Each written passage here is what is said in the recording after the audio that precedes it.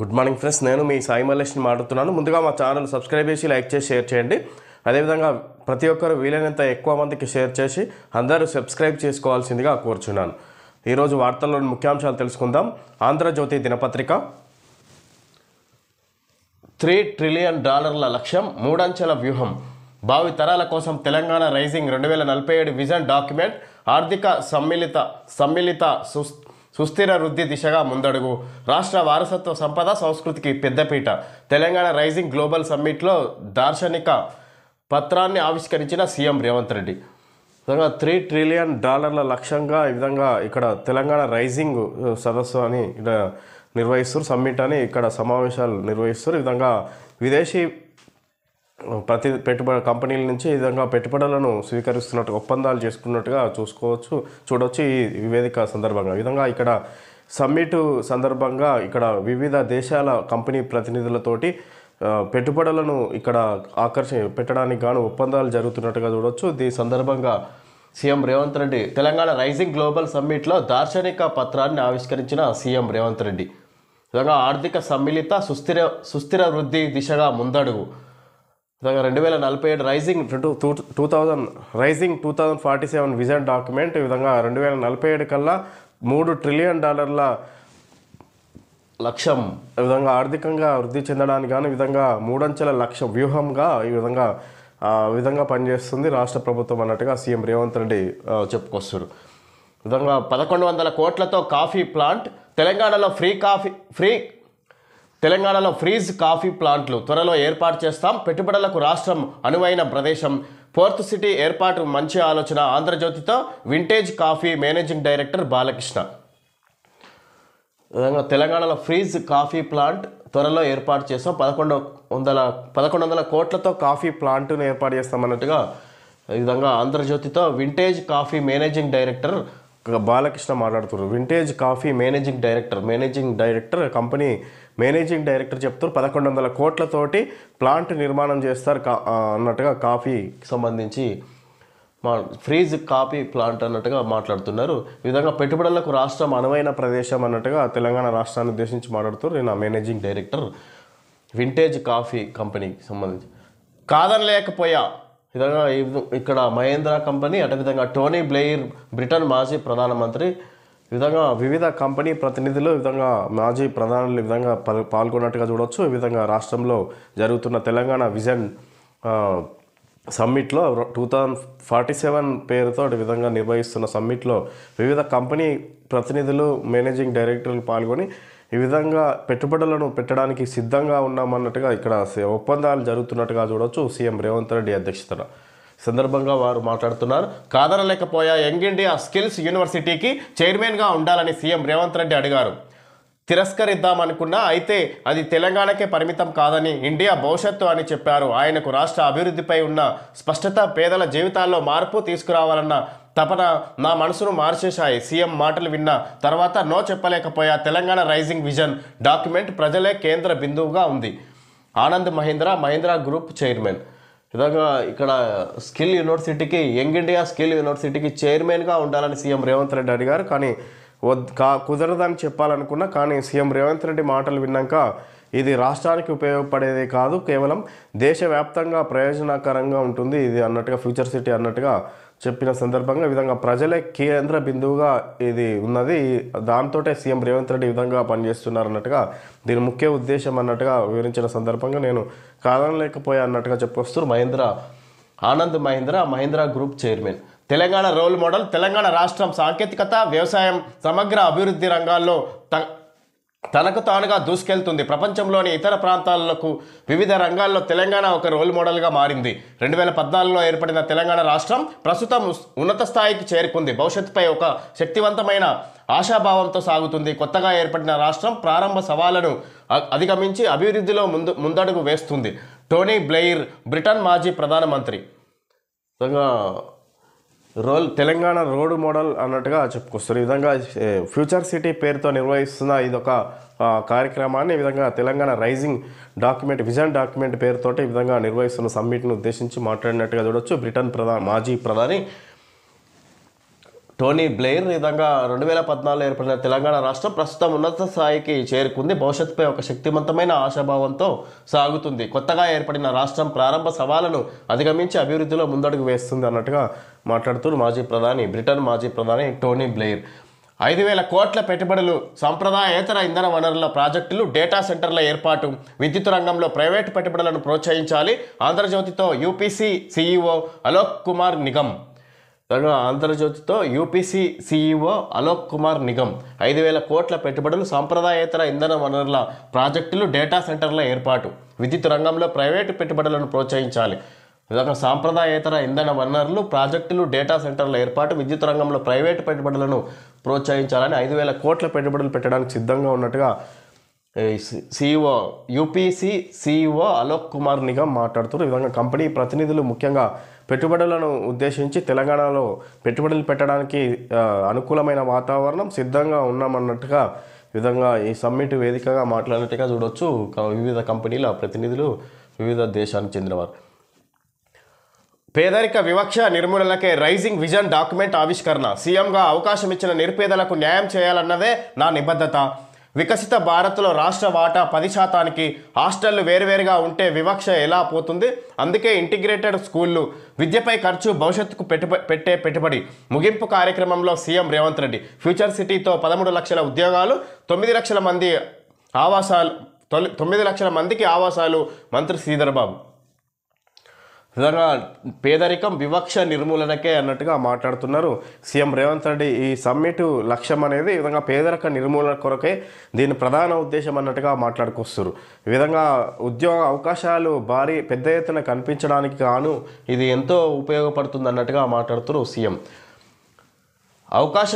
సీఎంగా అవకాశం ఇచ్చిన నిరుపేదలకు న్యాయం చేయాలన్నదే నా నిబద్ధత. వికసిత భారత్లో రాష్ట్ర వాటా 10%. హాస్టళ్లు వేరువేరుగా ఉంటే వివక్ష ఎలా పోతుంది? అందుకే ఇంటిగ్రేటెడ్ స్కూళ్లు, విద్యపై ఖర్చు, భవిష్యత్తుకు పెట్టే పెట్టుబడి. ముగింపు కార్యక్రమంలో సీఎం రేవంత్ రెడ్డి విధంగా విద్యపై ఖర్చు, భవిష్యత్తుకు పెట్టుబడి అన్నట్టుగా మాట్లాడి ఈ విధంగా నిరుపేదలను నన్ను గెలిపించిన పేదలకు ఇచ్చిన సీఎంగా అవకాశం ఇచ్చిన నిరుపేదలకు న్యాయం చేయాలన్నదే నా నిబద్ధత అన్నట్టుగా సీఎం మాట్లాడుతున్నారు. జపాన్, కొరియా తరహాలో సినీ గ్లోబల్ హబ్గా హైదరాబాద్. పాన్ వరల్డ్ స్థాయికి తెలుగు సినిమా. రాష్ట్రంలో సినీ స్కిల్స్ వర్సిటీ అవసరం. సినిమా రైజింగ్ సదస్సులో వక్తలు. జపాన్, కొరియా తరహాలో సినీ గ్లోబల్ హబ్గా హైదరాబాద్. పాన్ వరల్డ్ స్థాయికి తెలుగు సినిమా. రాష్ట్రంలో సినీ స్కిల్స్ వర్సిటీ అవసరం. సినిమా రైజింగ్ సదస్సులో వక్తలు. ఈ విధంగా సినిమా రైజింగ్ సదస్సులో వక్తలు మాట్లాడి రాష్ట్రంలో సినీ స్కిల్స్ వర్సిటీ అవసరం అన్నట్టుగా మాట్లాడుతున్నారు. 2036 ఒలింపిక్స్లో పథకాల సాధనే లక్ష్యం. 1000 ఎకరాల్లో శాటిలైట్ స్పోర్ట్స్ సిటీ. క్రీడాకారుల సంక్షేమానికి సంస్కరణలు. Srihari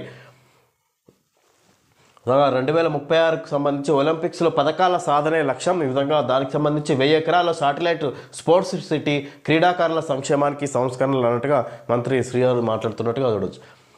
double rising. అంచనాలకు మించి రెండింతల పెట్టుబడుల వెల్లవ. 2 రోజుల్లో 5.75 లక్షల కోట్లకు ఎంఓయూలు. డబుల్ రైజింగ్ అనుకున్న దానికంటే మించి దానికి ఏదైతే లక్ష్యం పెట్టుకున్నా ఇంత మొత్తంలో పెట్టుబడులు వస్తాయి రాష్ట్రంలో, దానికి సంబంధించి ఒప్పందాలు జరుగుతాయి అనుకున్న దానికి డబుల్ స్థానంలో ఈ విధంగా పెట్టుబడులు వచ్చాయి, దానికి సంబంధించిన ఒప్పందాలు జరిగినాయి అన్నట్టుగా ఇక్కడ చూడొచ్చు. అంచనాలకు మించి రెండింతల పెట్టుబడుల వెల్లువ. 2 రోజుల్లో 5.75 లక్షల కోట్లకు ఎంఓయూలు. 2వ రోజు 3.32 లక్షల కోట్ల పెట్టుబడులకు ఒప్పందాలు. పెట్టుబడుల్లో సగానికి సగం హరిత ఇంధనానిదే. 1.60 లక్షలకు పైగా ఉద్యోగాలకు అవకాశం. మిగిలిన పెట్టుబడులతో మరో 1 లక్ష కొలువులకు ఛాన్స్. ఫార్మా, డేటా పార్కులు, ఎలక్ట్రానిక్స్ రంగాల్లోనూ పెట్టుబడులు. 70,000 కోట్లతో గిగావాట్ డేటా పార్కుకు ఇన్ఫ్రాకి ఒప్పందం. కొత్త కార్ల తయారీకి భారత్ గరుడ 2,100 కోట్లు. బయోలాజికల్ 3,500 కోట్లు. భారత్ బయోటెక్ 1000 కోట్లు. యూనిట్ల విస్తరణకు అరబిందో, హెటిరో గ్రూపులు ముందుకు. పర్యాటక రంగంలో 7,045 కోట్ల పెట్టుబడులకు ఎంఓయూలు. విధంగా ఇక్కడ మొత్తం మీద ఈ వివిధ కంపెనీలు విధంగా విద్యుత్, ఇంధన, అదేవిధంగా ఫార్మా, ఇతర రంగాల్లో అన్ని రంగాల వారిని ఆకర్షిస్తున్నట్టుగా చూడవచ్చు. ఈ విధంగా ముఖ్యంగా అన్ని రంగాలకు సంబంధించి ఇక్కడ పెట్టుబడులు పెట్టడానికి రాష్ట్రంలో ఇక్కడ ఒప్పందాలు జరిగినట్టుగా చూడవచ్చు. ముఖ్యంగా 2 ఏళ్ల ప్రజాపాలన విజయోత్సవాల సందర్భంగా double bonanza. Telangana rising global సదస్సులో రెండింతల పెట్టుబడులు, తెలంగాణ ప్రభుత్వం 3 లక్షల కోట్ల పెట్టుబడులు వస్తాయని అంచనా వేస్తే దాదాపు 6 లక్షల కోట్ల పెట్టుబడులకు ఒప్పందాలు ఒక హరిత ఇంధన రంగంలోనే 3 లక్షల కోట్ల రూపాయలకు ఎంఓయూలు, ఈ ఒక్క రంగంలోనే 1.60 లక్షలకు పైగా ఉద్యోగాలకు అవకాశం, మిగిలిన పెట్టుబడులతో మరో 1 లక్షకు పైగా ఉద్యోగ అవకాశాలు. అంతేనా, సదస్సులో CM Revanth Telangana rising 2047 vision డాక్యుమెంట్ను ఆవిష్కరించారు. రాష్ట్ర భవిష్యత్తుకు 3 మూల స్తంభాలు: ఆర్థిక వృద్ధి, సమ్మిళిత వృద్ధి, సుస్థిర అభివృద్ధి. 3 ఉత్ప్రేరకాలు: సాంకేతికత, ఆవిష్కరణ, సమర్థ ఆర్థిక నిర్వహణ, సుపరిపాలన. 3 అంచెల వ్యూహం క్యూర్ ఫ్యూర్ రేర్తో పాటు 10 కీలక వ్యూహాలతో రోడ్ మ్యాప్ను రూపొందించారు. రాష్ట్ర ప్రజలు కోరుకున్న స్వేచ్ఛ, సామాజిక న్యాయం, సమాన అవకాశాలను అందించేందుకే ఈ డాక్యుమెంట్ను రూపొందించామని సీఎం వ్యాఖ్యానించారు. వెరసి పెట్టుబడుల ఆకర్షణే ప్రధాన ధ్యేయంగా రేవంత్ రెడ్డి అత్యంత ప్రతిష్టాత్మకంగా నిర్వహించిన సదస్సు గ్రాండ్ సక్సెస్ అయ్యింది. అంతేనా, 2 రోజుల సదస్సులో గత 10 ఏళ్ల పాలనకు సంబంధించి ఒక విమర్శ కూడా చేయకుండా రేవంత్ పరిణతిని ప్రదర్శించారని రాజకీయ విశ్లేషకులు వ్యాఖ్యానిస్తున్నారు. విధంగా 2 ఏళ్ళు గడిచిన సందర్భంగా కాంగ్రెస్ పార్టీ ప్రభుత్వం ఏర్పడిన తర్వాత రాష్ట్రంలో 2 సంవత్సరాలు గడుస్తున్న సందర్భంగా ఈ విధంగా పెట్టుబడులను పెద్ద స్థాయిలో స్వీకరించారన్నట్టుగా చెప్పుకొస్తారు. దీనికి ప్రతిపక్షాలు కూడా ఎలాంటి వ్యతిరేకతలు తెలియజేయడానికి కూడా అవకాశం లేదన్నట్టుగా ఇక్కడ వార్త చూడొచ్చు. ఈ విధంగా 2 రోజుల సదస్సులో గత 10 ఏళ్ల పాలనకు సంబంధించి ఒక్క విమర్శ కూడా చేయకుండా రేవంత్ పరిణతిని ప్రదర్శించారని రాజకీయ విశ్లేషకులు వ్యాఖ్యానిస్తున్నారు. ఈ విధంగా ఈ 2 రోజుల సదస్సులో 10 సంవత్సరాల బీఆర్ఎస్ పాలనకు ఉద్దేశించి ఎలాంటి విమర్శ చేయకుండా రేవంత్ చూసిన పరిణతిని ప్రదర్శించారని రాజకీయ విశ్లేషకులు వ్యాఖ్యానిస్తున్నారు. ఎలాంటి విమర్శలు చేయకుండా గత ప్రభుత్వాన్ని సీఎం రేవంత్ రెడ్డి ఈ సదస్సు నిర్వహించారన్నట్టుగా మాట్లాడుతున్నారు. ఈ సందర్భంగా ఈ విధంగా ఇక్కడ ఇంధన రంగంలోనే 3 లక్షల కోట్లకు పైగా ఒప్పందాలు జరిగినాయి. ఈ విధంగా ఇక్కడ పెట్టుబడులు పెట్టడానికి మిగతా అన్ని ఈ విధంగా ఇక్కడ వివిధ రంగాల్లో ఒప్పందాలు జరిగినట్టుగా చూడవచ్చు. ఈ విధంగా 2047 లక్ష్యంతో ఆర్థిక వృద్ధిని $3 ట్రిలియన్ తీర్చిదిద్దడానికి గాను ఈ విధంగా సీఎం రేవంత్ రెడ్డి ఒక ప్రణాళిక రూపొందించి దానికి సంబంధించి పెట్టుబడులను సంబంధించి ఒప్పందాలు జరుగుతున్నట్టుగా చూడవచ్చు వివిధ దేశాల నుంచి వచ్చిన కంపెనీ ప్రతినిధులతోటి. ఈ సందర్భంగా ఉద్యోగ అవకాశాలు మరింత పెరిగే అవకాశం ఉంది అన్నట్టుగా ముఖ్యంగా చూడవచ్చు. ఇక్కడ అన్ని రంగాలు ఒకేసారి అభివృద్ధి చెందేలా ప్రణాళిక, అనేక కొత్త సంస్కరణలు, పెద్ద ప్రాజెక్టులు ప్రారంభించాం. మంత్రి కోమటిరెడ్డి వెంకటరెడ్డి తెలంగాణ రోడ్ సెక్టార్ పాలసీని ఆవిష్కరించిన సీఎం రేవంత్ రెడ్డి. అన్ని రంగాలు ఒకేసారి అభివృద్ధి చెందేలా ప్రణాళిక, అనేక కొత్త సంస్కరణలు, పెద్ద ప్రాజెక్టులు ప్రారంభించాం. మంత్రి కోమటిరెడ్డి వెంకటరెడ్డి తెలంగాణ రోడ్ సెక్టార్ పాలసీని ఆవిష్కరించిన CM Revanth Reddy. Telangana road sector పాలసీని ఆవిష్కరించిన సీఎం రేవంత్ రెడ్డి. ఈ విధంగా అన్ని రంగాలకు అభివృద్ధి ప్రణాళిక, దానికి సంబంధించి ఇక్కడ పెట్టుబడులు జరుగుతున్నాయి అన్నట్టుగా చెప్పుకొస్తారు. ఈ విధంగా తెలంగాణ రోడ్ సెక్టార్ పాలసీని ఆవిష్కరించిన సీఎం రేవంత్ రెడ్డి. 1.58 లక్షల కోట్ల పెట్టుబడులు. భారత్లో ఏఐ రంగంలో మౌలిక వసతులు, నైపుణ్యాల పెంపునకు సహకరిస్తాం. ప్రధానితో భేటీ అనంతరం మైక్రోసాఫ్ట్ సీఈఓ సత్యనాదెళ్ల ప్రకటన. ఆసియాలోనే ఇది తమ భారీ పెట్టుబడి అని వెల్లడి. ఇందులో ఎక్కువ భాగం హైదరాబాద్కు వచ్చే అవకాశం. నగరంలో ఇప్పటికే India south central cloud region. విధంగా సత్యనాదెళ్ల మైక్రోసాఫ్ట్ సీఈఓ సత్యనాదెళ్ల ప్రధానమంత్రి నరేంద్ర మోడీ తోటి ఈ విధంగా సమావేశమై ఈ విధంగా మాట్లాడినట్టు చూడొచ్చు.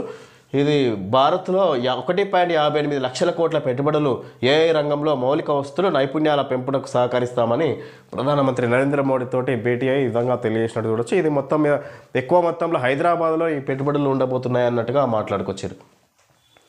ప్రజల్ని వేధించేలా ఉండొద్దు, నిబంధనలు వ్యవస్థల్ని సరిచేసేలా ఉండాలి, ప్రయాణికులకు ఇబ్బంది కలగకుండా చూసుకోవాలి. ఇండిగో సంక్షోభం నేపథ్యంలో ఎన్డీఏ ఎంపీల భేటీలో మోడీ వ్యాఖ్య. ఇండిగో విమాన సర్వీసుల్లో 10% కోత, అవి ఇతర సంస్థలకు. సంక్షోభం నేపథ్యంలో పౌర విమానయాన శాఖ చర్యలు. విమానయాన రంగంలో ఆధిపత్యాన్ని రూపుమాపుతాం, ఎంత పెద్ద సంస్థ అయినా సరే వదిలిపెట్టాం. రామ్మోహన్ నాయుడు. విధంగా ప్రజల్ని వేధించే విధంగా ఉండొద్దు.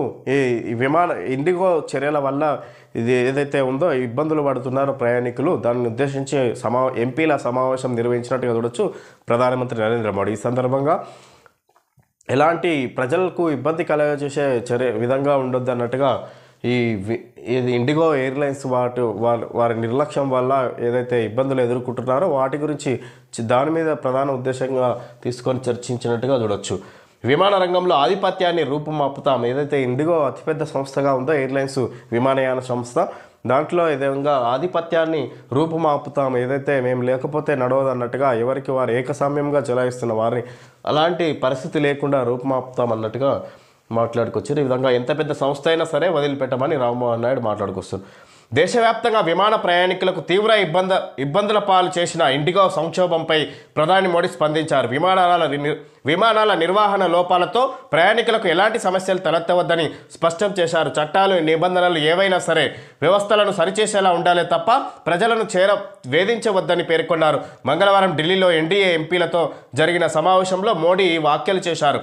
విమాన విధుల సమయం నియంత్రణ ఎఫ్డిటిఎల్ రెండో దశలోని కఠిన నిబంధనల కారణంగా పైలట్లు విధంగా ఎఫ్డిటిఎల్ కొత్త విమాన విధుల సమయ నియంత్రణ ద్వారా ఈ విధంగా ఏదైతే ఎఫ్డిఎల్ కొత్త నిబంధనలు తీసుకొచ్చిందో వాటిని ఫాలో అయిన సందర్భంగా పైలట్ల కొరత ఏర్పడింది వీళ్ళ దగ్గర, ఇండిగో సంస్థ దగ్గర. దానికి అనుగుణంగా పైలట్లను ఆల్టర్నేట్గా తీసుకురాకపోవడం, ఆ విధంగా విధులు నిర్వహించడానికి సిబ్బంది కొరత ఉండడం వల్ల ముఖ్యంగా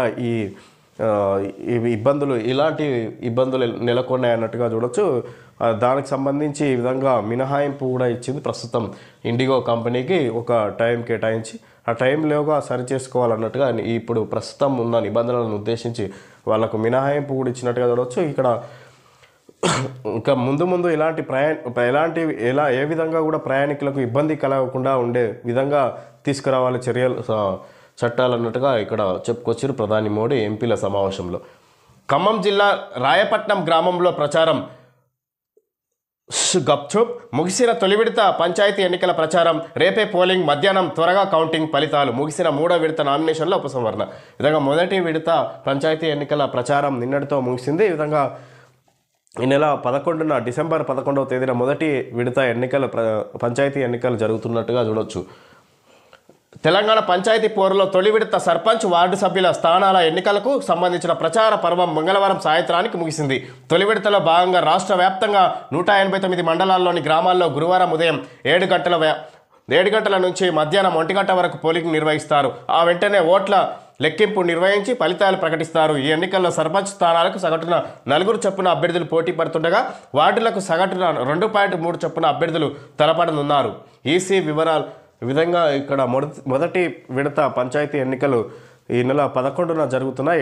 ఉదయం 7 గంటల నుంచి మధ్యాహ్నం 1 గంట వరకు పోలింగ్ నిర్వహిస్తారు. అదే రోజు ఓట్ల లెక్కింపు ఉంటుంది. ఈ విధంగా ఫలితాలు కూడా వెల్లడించే అవకాశం ఉన్నట్టుగా చూడొచ్చు. ఈ విధంగా ఒక సర్పంచ్ పదవికి 4 బరిలో ఉన్నారన్నట్టుగా చూడొచ్చు. ఈ విధంగా పోటీ పడుతున్నారన్నట్టుగా చూడొచ్చు. ఈ విధంగా పంచాయతీ ఎన్నికలకు సంబంధించి. నువ్వు జైలుకి ఎందుకు వెళ్ళావు? నీ కుక్క పేరు కూడా విస్కీ అని పెట్టుకున్నావు. నీ భర్తకు హైదరాబాద్లో ఆస్తులు ఎక్కడివి? బతుకమ్మ పేరిట కోట్లాది రూపాయలు వసూలు. హరీష్ను పంపేయాలని, కేటీఆర్ను అరెస్ట్ చేయించాలని కుట్రలు. నీలాంటి కుక్కలు చాలా మరుగుతుంటాయి. కవితపై ఎమ్మెల్యే మాధవరం కృష్ణారావు ఫైర్. విధంగా నువ్వు జైలుకి ఎందుకు వెళ్ళావు? విధంగా తెలంగాణ జాగృతి అధ్యక్షురాలు కవిత గారిని ఈ విధంగా మాధవరం కృష్ణారావు ఎమ్మెల్యే ఈ విధంగా విమర్శిస్తున్నట్టుగా చూడొచ్చు. ఈ విధంగా అధికారం పోయాక విజయ్ దివస్లా కవిత విమర్శలు. ఈ విధంగా హరీష్ రావును పంపేయాలి, కేటీఆర్ను జైలుకు పంపాలి. ఈ విధంగా కవితను ఉద్దేశించి మాట్లాడుతున్నట్టుగా చూడొచ్చు. తెలంగాణ జాగృతి అధ్యక్షురాలు కల్వకుంట్ల కవితపై కుక్కటిపల్లి ఎమ్మెల్యే మాధవరం కృష్ణారావు తీవ్ర స్థాయిలో మండిపడ్డారు. బీఆర్ఎస్ నుంచి హరీష్ రావును బయటికి పంపించేందుకు రేవంత్ రెడ్డితో కలిసి కేటీఆర్ను అరెస్ట్ చేయించేందుకు కవిత కుట్ర పన్నారని ఆరోపించారు. తద్వారా బీఆర్ఎస్లో అంతా తానే కావాలని ఆమె చూస్తున్నారని ధ్వజమెత్తారు. సోమవారం తనతో సహా పలువురు బీఆర్ఎస్ ఎమ్మెల్యేలను ఉద్దేశించి కవిత చేసిన వ్యాఖ్యలపై మాధవరం కృష్ణారావు మంగళవారం విలేకరుల సమావేశంలో సోమవారం కవిత చేసిన వ్యాఖ్యలకు కానీ ఈ విధంగా మాధవరం కృష్ణారావు కుక్కటిపల్లి ఎమ్మెల్యే ఈ విధంగా ఆరోపిస్తున్నారు కవిత గారిని. ఈ విధంగా ఇక్కడ బీఆర్ఎస్లో అంతా తానే నిర్వహించాలనే విధంగా ఆమె వ్యవహరిస్తున్నారు. ఈ విధంగా అందుకోసమే రేవంత్ రెడ్డితో కలిసి ఈ విధంగా కేటీఆర్ను అరెస్ట్ చేసి జైలు పంపించాలి, పార్టీ నుండి హరీష్ రావును బయటికి పంపించాలనే ప్రణాళికలు వేసిరు కవిత గారు అన్నట్టుగా ఇతను కుక్కటిపల్లి ఎమ్మెల్యే విమర్శిస్తారు. భారత్ బియ్యంపై పన్నులేస్తా, భారతీయులు సుంకాలు చెల్లించాల్సిందే, దిగుమతిపై ఏమైనా మినహాయింపులున్నాయా? అమెరికా అధ్యక్షుడు డొనాల్డ్ ట్రంప్ భారత్ బియ్యాన్ని ఎందుకు రాణిస్తున్నారు?